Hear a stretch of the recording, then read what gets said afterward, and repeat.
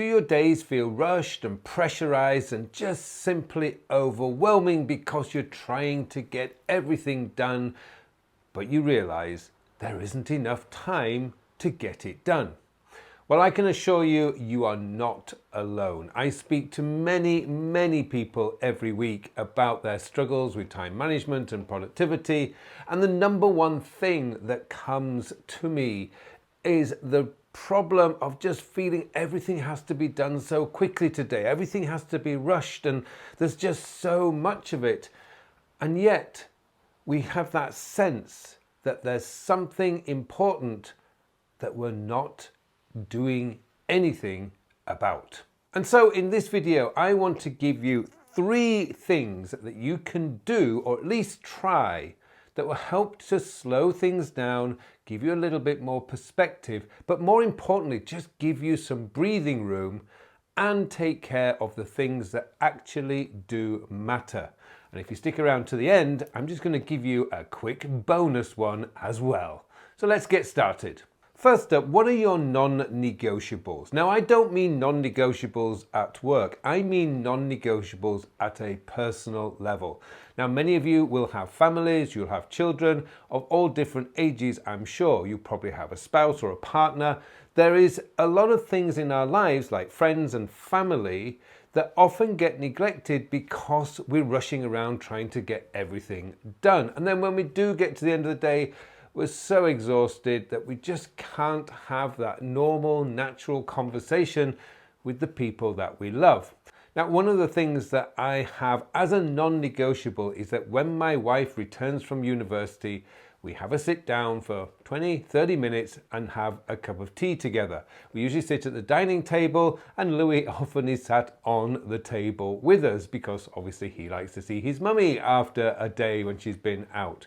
So no matter what I'm doing, whether she comes home at 3 o'clock or 4 o'clock or 5 o'clock, I will drop everything just for 20-30 minutes to have a conversation with no phones, that we can just find out how each other's got on during the day. We can talk about our plans for the weekend or our next holiday, whatever it is, but it just gives us 20 to 30 minutes every day just for a bit of decompression time, a bit of chatting time, and you know, I absolutely love it. It's one of the best things I've done since we started implementing this probably about a year ago, because we felt like we were just passing ships in the night. And obviously that's not very good for relationships. So we have this non-negotiable 20 to 30 minute sit down to enjoy a pot of tea when my wife gets home from school. Now that's just one non-negotiable. Now another non-negotiable that I have is that at 4:30 in the afternoon, so it's usually after actually I've had my sit down with my wife, I will go and do my exercise. Now this is non-negotiable. 4:30 is my cutoff time in the afternoon, because usually my brain is ragged and it's just, I can't concentrate at that point because I've spent most of the day concentrating. So what I like to do is I'll go upstairs into our little mini gym. It's like a converted attic or loft. And I just do a few basic exercises, push-ups, planks, kettlebells. Sometimes I'll pull out the weights and the dumbbells and I'll do some lifting. But I do a little bit of that every day. Some days I might go out for a little run. I love my running. But I do make sure that I get the movement in every day. And of course, as I'm getting older, it becomes more and more important to protect your muscle mass if you want to have a good quality of life into your retirement years. So what are your non-negotiables? What are the things that you will not compromise on each day? This is about getting control of your calendar, your agenda. Now, it doesn't matter whether you're working full-time or you're working part-time or you're not working at all. Everybody needs some kind of non-negotiables that will just help them to give structure to their days, and it gives you like these waypoints that you can use just to ensure that you've got the right things prioritized every day. Now, another thing that you can do, and this is the second one, is to pre-prioritize your work. Now, what do I mean by that? Well, if you think about your work, there was a reason why you were employed in the first place. You were employed to be a salesperson, a graphic designer, an artist, a journalist, a writer. There was something that you were employed to do when you applied for your job. The work involved there is what I would call your core work. It's the work you're employed to do. It's the work that you're going to be evaluated on. It's the work that's going to help you to get promoted, because better performance, better quality work is likely to lead you to certainly increase your salary and get promoted in the long term. So what is that work? What is the work that you need to do in order to do the job that you were employed to do? Now, you might think, well, that's very obvious. Well, yes, but no, because quite often when we join a company, yes, we're focused on our core work initially, but gradually over time, there is what I call scope creep. Your scope of what you're asked to do is getting bigger and bigger, largely because we as human beings like to be nice, and we start saying, yes, I'll help you. Yes, I'll do that for you. Yes, I'll do this for you. And suddenly that now becomes part of your responsibilities. And that's how we get this jobs creep, where we end up doing more and more and more and more and more. Then it just becomes overwhelming. The key here is never lose sight of your core work. This is what I call pre-prioritizing your work. Because what you are doing then is saying, right, these are the tasks that I need to do on a daily or weekly level in order for me to do a great quality job. That's the key issue here. Now, if you can establish that, and there's two steps to this. First, identify the core work, but the second step, which is actually the more important, because this is the prioritization part, which is what does that look like at a doing or task level. For instance, a salesperson may have three things to do. First is to do prospecting, so they can set up appointments and then go to those appointments and do their job. 3 steps. Teachers generally have the same thing. We have to do our class prep, we have to be in the classroom, and we have to attend to our student needs. So there's like 3 steps. So often when you're breaking down that core work, there's usually going to be 2 or 3 additional, the task level, the doing level that you need to do. Now, just to give you a heads up, I've just launched what I call the Quiet Productivity Method. Now, it's a program designed to help you to get away from the overwhelming speed and demands that we have coming at us today, and to give you a quieter, calmer, more focused way of doing your work. It's a fantastic program, and it will show you how to identify your core work, how to set that up as your daily task as prioritized.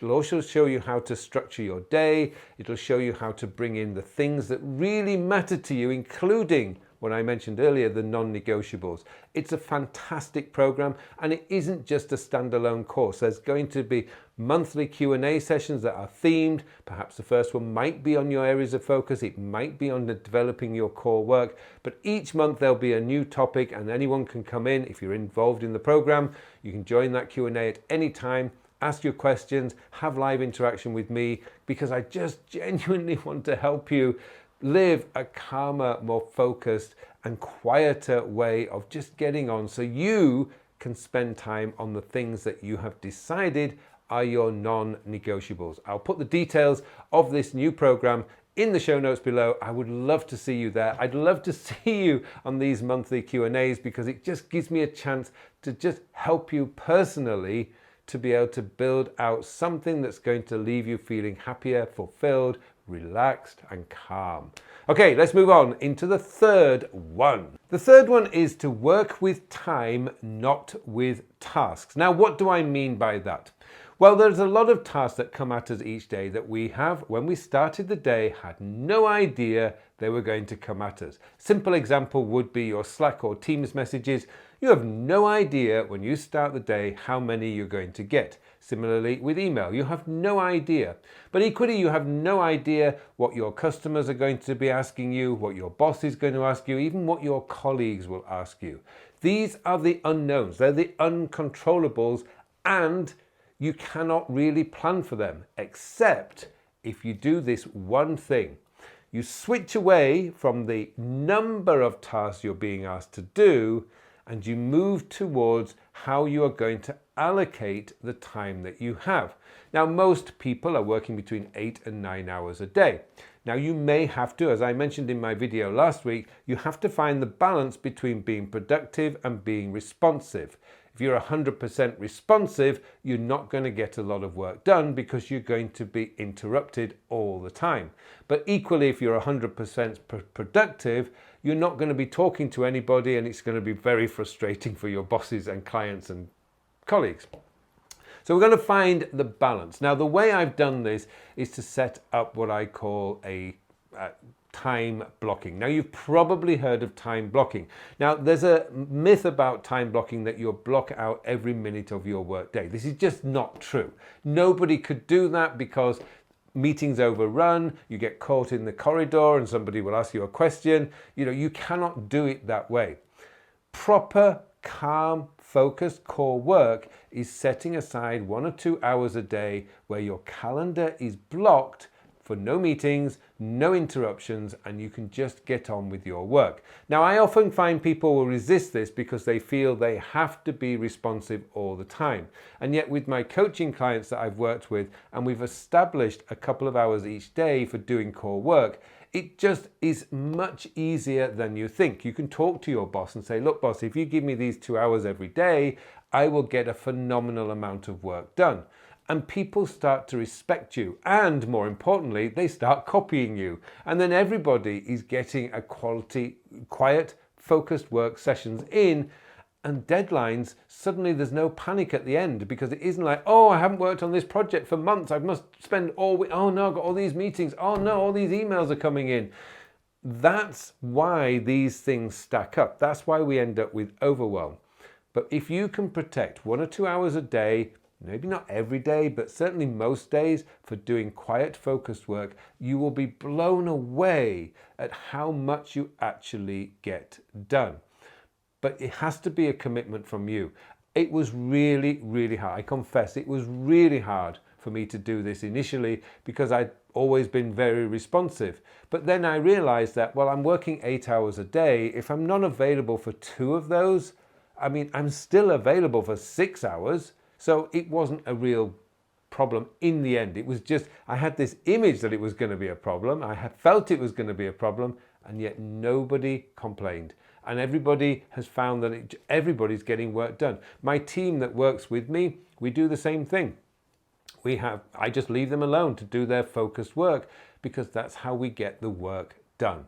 So try to find a few blocks of your calendar each day where you can protect it, get it in there, pre-schedule it, pre-block it, so that nobody can steal that time with you, because that gives you the confidence that you've got the time to do the work that matters. And that's how you start to feel a little bit calmer and things feel a little bit quieter, because you know that you've got the time to do the work. Now, I mentioned at the start of this video that if you stick around to the end, I will give you a bonus tip. Well, the bonus tip is actually really quite simple and quite logical if you think about it, and that is slow down.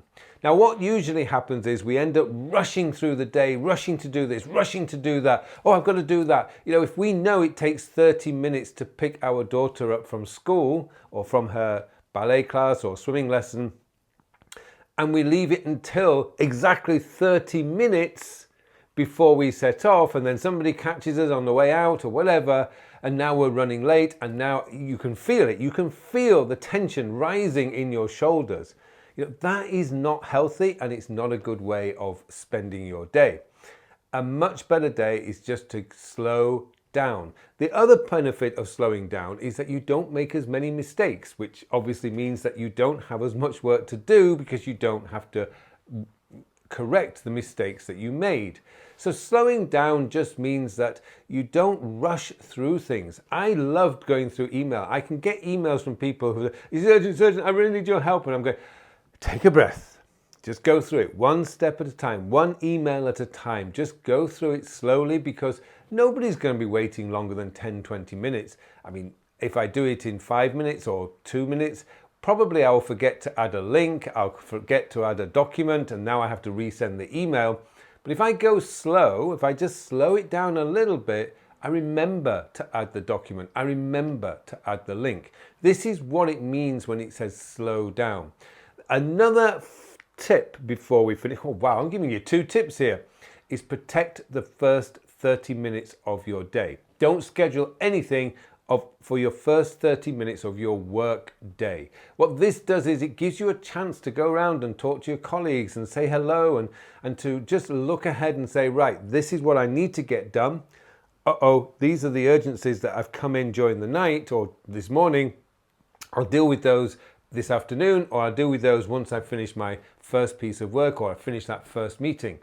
It gives you that sense that you are now in control. And part of feeling relaxed and focused is you are in control of your day. And that's really what it's all about. So I hope you found these 5 tips helpful.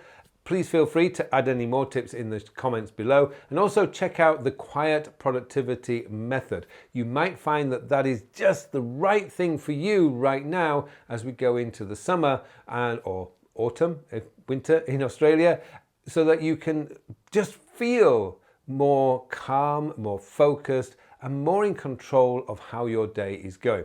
And if you want to learn more about that balance between being productive and being responsive, then this video up here is definitely the one to watch next.